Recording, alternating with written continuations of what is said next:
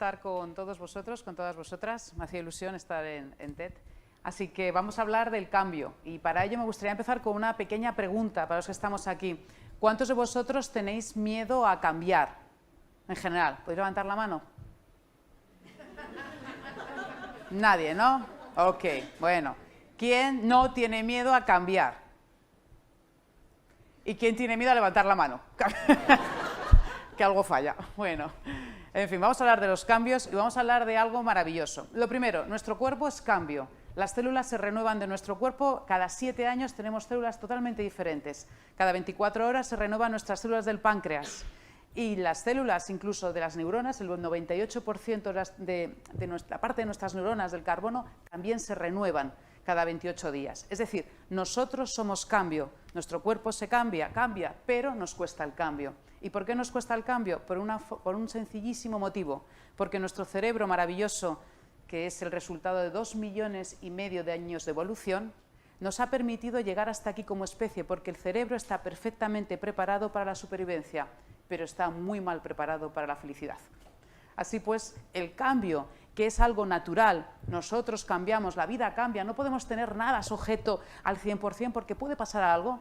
¿Y cómo podríamos nosotros ser más felices? Asumiendo el cambio, pero nos cuesta porque nuestro cerebro lleva un ritmo diferente a lo que podría parecer que es el contexto.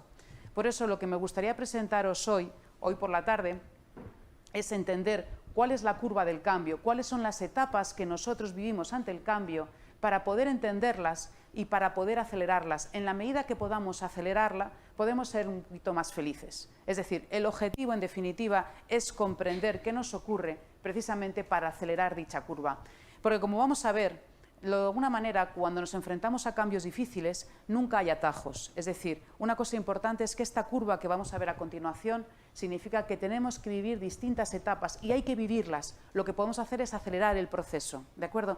Segundo, ante cada una de estas fases del cambio, lo que va a ser interesante es entender que tenemos siempre dos alternativas. Una alternativa es quejarnos porque me ocurre a mí, porque soy yo, algo que nunca sucede, ¿verdad? Nunca nos quejamos, jamás, esto es una cosa extraña, ya lo sé. O lo podemos vivir desde el protagonismo, lo podemos vivir de, bueno, ¿qué es la invitación? ¿Qué significa todo esto? Si lo vivimos de esta segunda opción, vamos a estar mucho más preparados, vamos a estar mucho más fuertes para asumir precisamente los retos que tenemos delante. Así pues, vamos a conocer la curva del cambio, que ya veréis que esta curva, si la conocemos, la interiorizamos, también la veremos reflejadas en las películas. Las películas de guiones bien hechos, de héroes, como por ejemplo La Guerra de las Galaxias o Matrix. No sé si os gusta, yo soy un poco friki, así que a mí me encantan este tipo de películas, pero no hace falta irse a esta, también por ejemplo las de Disney. Todos los personajes de estas películas, cuando están bien hechos, van a atravesar precisamente estas fases. Así pues, si algún día vemos una película, podemos ir reconociendo y así entenderemos por qué en su día la madre de Bambi murió y tuvimos ese sufrimiento tan tremendo, al menos es mi generación, ese sufrimiento. ¿Por qué la madre de Bambi muere? Pues porque todos los héroes tienen un desierto, ¿de acuerdo? Bueno, vamos a ver entonces esta curva. La primera fase siempre es algo sucede, ¿verdad? Llamada a la aventura. Algo pasa, algo sucede y algo tenemos que responder. Segunda fase es la negación. ¿Por qué me pasa a mí? ¿Por qué yo? La negación, ¿de acuerdo? Tercera fase es el miedo. El miedo es esta emoción viscosa, ¿verdad?, que no nos gusta nada reconocer. Cuarta, el desierto. El desierto es la frustración. Desiertos pequeños o desiertos grandes, pero es tocar fondo. Y ya comienza ahí la subida de la curva. ¿Cuándo? Cuando creamos una nueva realidad y creamos unos nuevos hábitos. Y llegamos al fin de la curva. ¿Y qué sucede con el fin de la curva? ¿Qué os podéis imaginar que suceda? Que empieza otra. Y esta es una buena noticia, porque todos los días estamos en alguna fase de estas, o incluso en nuestra vida privada estamos aquí, en nuestra vida profesional estamos en otro sitio. Es decir, vivimos muchas curvas. ¿Y sabéis qué pasa? Que la gente que es muy sabia y la gente que yo he dicho, ostras, qué persona tan interesante, son personas que han sabido superar todas estas fases y han sabido visitarlas con mucha conciencia. Por lo tanto, en la medida que lo conozcamos, aparte de saber qué ocurre en las películas de Disney, etcétera, nos va a ayudar a nosotros a tener un poquito más de armas para poder afrontar con éxito los cambios. ¿Os parece?